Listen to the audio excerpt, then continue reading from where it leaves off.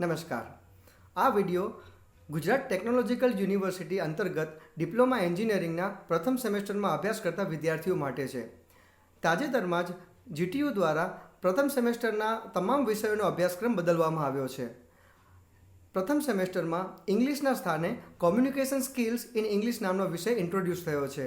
તો આ વિડીયોમાં આ કોમ્યુનિકેશન સ્કિલ્સ ઇન ઇંગ્લિશ વિશે આપણે ટૂંકમાં ચર્ચા કરશું, એનો સિલેબસ, એની એક્ઝામ પેટર્ન વગેરે જોશું. હું છું doctor Deepam Joshi, lecturer in English, government polytechnic Bhuj. શરૂ કરીએ. સૌથી પહેલાં તો જીટીયુની વેબસાઇટ પર તમે જ્યારે સિલેબસ જોશો તો તમે તમારી રેસ્પેક્ટિવ બ્રાન્ચ સિલેક્ટ કરો, ડિપ્લોમા સેમેસ્ટર 1 અને એકેડેમિક યર 2021-22 પસંદ કરશો ત્યારે તમારી બ્રાન્ચનો સિલેબસ આવી જશે. તો દરેક બ્રાન્ચમાં communication skills in English subject compulsory છે, જેનો કોડ છે 43000002. જેમ કે તમે સ્ક્રીન પર જોઈ શકો છો, તમે આ સબ્જેક્ટ કોડ ઉપર ક્લિક કરશો તો તમે એનો સિલેબસ ડાઉનલોડ કરી શકશો. કોમ્યુનિકેશન સ્કિલ્સ ઇન ઇંગ્લિશના સિલેબસની સાથે સાથે એના માટેની વર્કબુક પણ સિલેબસમાં જ આપેલી છે, એક જ પીડીએફમાં. જો તમે ડાઉનલોડ કરશો એટલે તમને સિલેબસ સાથે એનું મટીરિયલ પણ મળી જશે. આ સિલેબસ તમે જ્યારે ઓપન કરશો પીડીએફ કોપી, ત્યારે એનું હેડિંગ કંઈક આવું છે: Gujarat technological university competency focused outcome based green curriculum 2021 first semester. મતલબ કે જે નવા સિલેબસ બનાવવામાં આવ્યા છે એ કમ્પિટન્સી ફોકસ્ડ છે, મતલબ કે જેમાં યોગ્યતા પર ભાર મૂકવામાં આવ્યો છે, કૌશલ્ય પર ભાર મૂકવામાં આવ્યો છે, અને આ ગ્રીન કરિક્યુલમ તરીકે ઇન્ટ્રોડ્યુસ થયા છે, જે પર્યાવરણના સંરક્ષણ માટે બન્યા હોય. કોર્સનો ટાઇટલ છે કમ્યુનિકેશન સ્કિલ્સ ઇન ઇંગ્લિશ. તો સૌથી પહેલાં તમને કમ્યુનિકેશન શબ્દનો મતલબ કહું તો કમ્યુનિકેશનનો મતલબ થાય છે an act of sharing information or ideas. મતલબ કે જ્યારે પણ આપણે આપણા વિચાર કે મંતવ્યોની આપ-લે કરતા હોઈએ એને કમ્યુનિકેશન તરીકે ઓળખવામાં આવે છે. આ કમ્યુનિકેશન વર્બલ પણ હોઈ શકે છે, નોન વર્બલ પણ હોઈ શકે છે. મતલબ કે આપણે જ્યારે વાતચીત કરતા હોઈએ ત્યારે શબ્દોનો ઉપયોગ કરીએ છીએ અને શબ્દો વગર પણ ઇશારાથી પણ આપણે કોમ્યુનિકેશન એટલે કે વાતચીત કરી શકતા હોઈએ છીએ. તો કોમ્યુનિકેશન એક વિશાળ શબ્દ છે. સ્કિલ શબ્દનો મતલબ થાય છે કૌશલ્ય. તો જે ભાષાકીય બાબત છે એને હંમેશા કૌશલ્ય તરીકે સરખાવવામાં આવતો હોય છે, એટલે કોમ્યુનિકેશન સ્કિલ્સ. અને આપણે આ સિલેબસમાં ઇંગ્લિશની કોમ્યુનિકેશન સ્કિલ્સ શીખવાની છે. આ સબ્જેક્ટનો જે કોડ છે, જીટીયુમાં દરેક સબ્જેક્ટને કોડ આપેલા હોય છે, તો એનો કોડ છે 43000002. અને ડિપ્લોમાની ફર્સ્ટ સેમેસ્ટરની તમામ બ્રાન્ચમાં આ સબ્જેક્ટ કમ્પલસરી છે. નેક્સ્ટ આપણે જોઈએ કોર્સ આઉટકમ્સ. કોર્સ આઉટકમ્સ એટલે શું? તો તમે જે અભ્યાસક્રમ ભણો છો, જેમ કે તમે આ સબ્જેક્ટ ભણશો કોમ્યુનિકેશન સ્કિલ્સ ઇન ઇંગ્લિશ, તો એ અભ્યાસ છ મહિના અથવા તો એક સેમેસ્ટરમાં આ અભ્યાસ પૂરો કર્યા પછી તમારામાં શું શું કૌશલ્યો આવશે, તમે શું કરવા માટે કાબેલ થશો, એને કોર્સ આઉટકમ તરીકે ઓળખવામાં આવે છે, અથવા તો કોર્સનું શું પરિણામ તમારામાં આવશે. તો અહીંયા 5 કોર્સ આઉટકમ્સ આપેલા છે, એ આપણે ટૂંકમાં જોઈ જઈએ. સૌથી પહેલું કોર્સ આઉટકમ છે use strategies to minimize barriers of effective communication. મતલબ કે communication skills in English subject ભણ્યા પછી કોમ્યુનિકેશનમાં જે કાંઈ બેરિયર્સ એટલે કે વિઘ્નો ઊભા થતા હોય છે તે તમે અસરકારકતાથી દૂર કરી શકશો. બીજો સીઓ છે કન્સ્ટ્રક્ટ ગ્રામેટિકલી કરેક્ટ સેન્ટેન્સ. મતલબ કે ગ્રામરની રીતે યોગ્ય હોય એવા સાચા વાક્યો તમે બનાવી શકશો. ત્રીજો કોર્સ આઉટકમ છે develop reading and listening skills in terms of fluency and comprehensibility. મતલબ કે તમે તમારી રીડિંગ એટલે કે વાંચન કલા અને લિસનિંગ સ્કિલ એટલે કે સાંભળવાની કલાને તમે દુરસ્ત કરી શકશો અને તમે એમાં ઝડપ લાવી શકશો, સાથે સાથે સમજણ શક્તિ પણ લાવી શકશો. ચોથો કોર્સ આઉટકમ છે compose different types of written communication.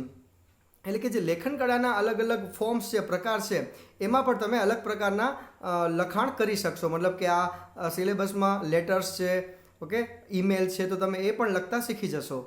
અને પાંચમો કોર્સ આઉટકમ છે communicate orally in given situation with a purpose.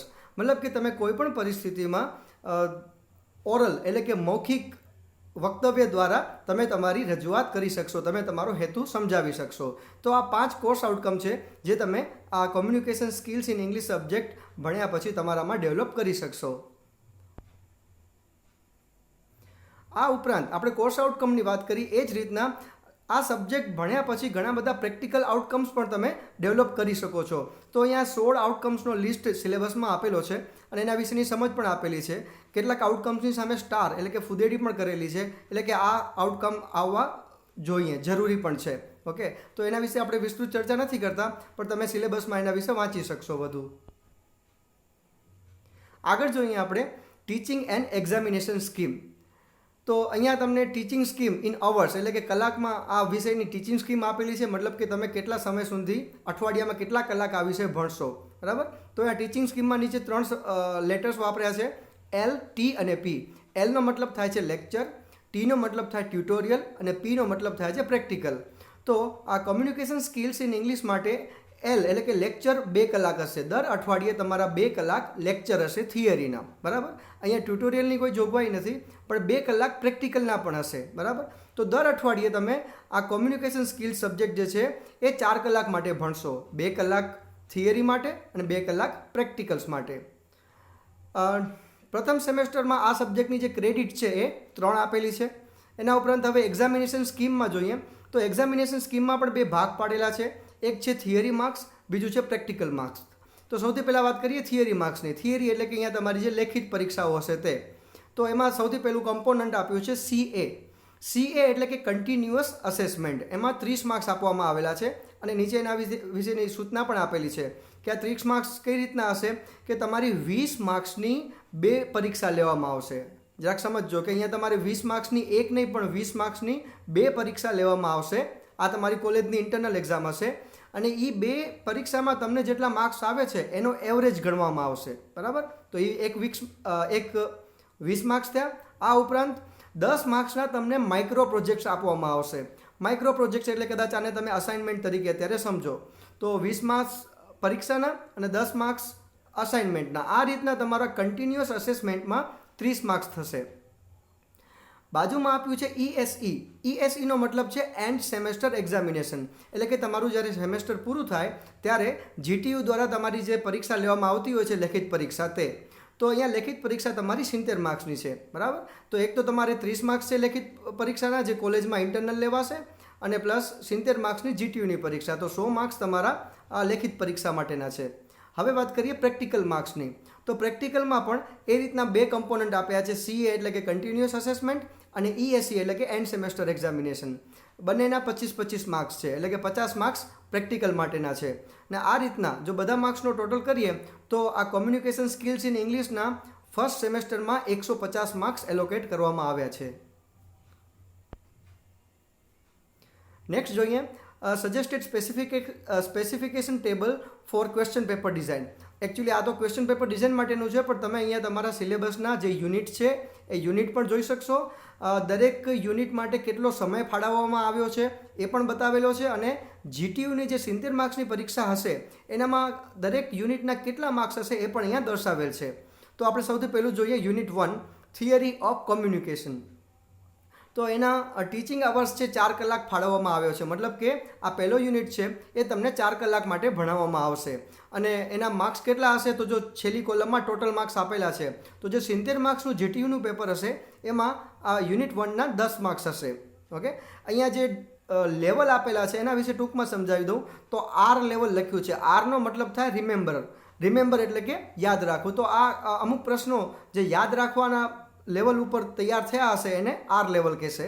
પછી છે U લેવલ. U એટલે કે અન્ડરસ્ટેન્ડ એટલે કે સમજવું. તો સમજણ શક્તિના આધાર પર જે ક્વેશ્ચન આન્સર હશે એ અહીંયા હશે. અને છેલ્લે છે A એટલે કે એપ્લિકેશન એન્ડ અબોવ એટલે કે જ્યાં કોઈ થિયરી કે નિયમો લાગુ પાડવાના હોય, એપ્લિકેશન કરવાનું હોય કંઈક વસ્તુનું, બરાબર. તો એ લેવલના ક્વેશ્ચન્સ અહીંયા પૂછાશે. ઓકે, તો ટોટલ પહેલા યુનિટના 10 માર્ક્સ છે. હવે જોઈએ યુનિટ નંબર 2 ગ્રામર ઉપર છે, જેના માટે 10 કલાક ફાળવવામાં આવ્યા છે અને એના 70 માર્ક્સનું જે પેપર હશે એમાં 27 માર્ક્સ ગ્રામરને ફાળવવામાં આવ્યા છે. ત્રીજો યુનિટ જોઈએ પ્રોઝ એન્ડ પોએટ્રી, જેના માટે 9 કલાકનો સમય ફાળવેલ છે અને ક્વેશ્ચન પેપરમાં 19 માર્ક્સ હશે એના માટે. અને ચોથો યુનિટ છે ટેકનિક્સ ઓફ રાઇટિંગ્સ. અહીંયા રાઇટિંગમાં લેટર્સ આવશે, ઈમેલ્સ આવશે. તો એના માટે 5 કલાકનો સમય ફાળવેલ છે અને 14 માર્ક્સ એના એક્ઝામમાં હશે. અને હવે છેલ્લો યુનિટ જે છે યુનિટ 5 મિકેનિક્સ ઓફ સ્પીકિંગ, તો એના માટે અહીંયા ટીચિંગ અવર્સમાં 0 લખ્યું છે. એટલા માટે કારણ કે આ જે 5મો યુનિટ છે એ પ્રેક્ટિકલ આધારિત છે, બરાબર, જેમાં જીટીયુની પરીક્ષામાં કોઈ ક્વેશ્ચન પૂછાવાના નથી. તો એના માટેનો સમયગાળો જે છે એ 28 કલાકનો રહેશે અને એના માટે અલગ અલગ ટોપિક્સ પણ સિલેબસમાં સજેસ્ટ કરવામાં આવ્યા છે, બરાબર. તો જીટીયુની પરીક્ષામાં 5મા યુનિટમાંથી કોઈ માર્ક્સ હશે નહીં. તો હવે ટીચિંગ અવર્સનો જો તમે ટોટલ કરશો તો 28 કલાક જે અહીંયા થાય છે એ તમારા થિયરી માટે છે, જે તમારા લેક્ચર્સ લેવાશે દર અઠવાડિયાના 2 કલાક એના માટે છે. અને માર્ક્સ જે છે ટોટલ તમારા 70 થાય છે, આ જીટીયુના પેપરના છે.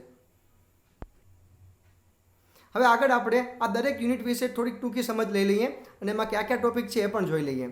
સૌથી પહેલું યુનિટ છે યુનિટ 1 થિયરી ઓફ કમ્યુનિકેશન, બરાબર. તો કમ્યુનિકેશનની થિયરી અહીંયા આપણને સ્ટડી કરવાની છે. તો એના માટે ઇફેક્ટિવ કોમ્યુનિકેશન કોને કહેવાય, બરાબર, અને કોમ્યુનિકેશનના જે મોડેલ્સ કયા કયા છે, એના પ્રકાર કયા કયા છે, પ્લસ બેરિયર્સ એટલે કે વિઘ્નો કયા કયા આવતા હોય છે કોમ્યુનિકેશનમાં, એને લગતી થિયરીના મટીરિયલ તમને કન્ટેન્ટ ભણવાનો હોય છે. યુનિટ 2 છે ગ્રામરનો. ગ્રામરમાં મોટાભાગના ટોપિક્સ એવા છે કે જે તમે કદાચ 10મા ધોરણમાં ઇંગ્લિશમાં ભણ્યા જશો અથવા એની આગળ પણ તમે ભણી ચૂક્યા હશો.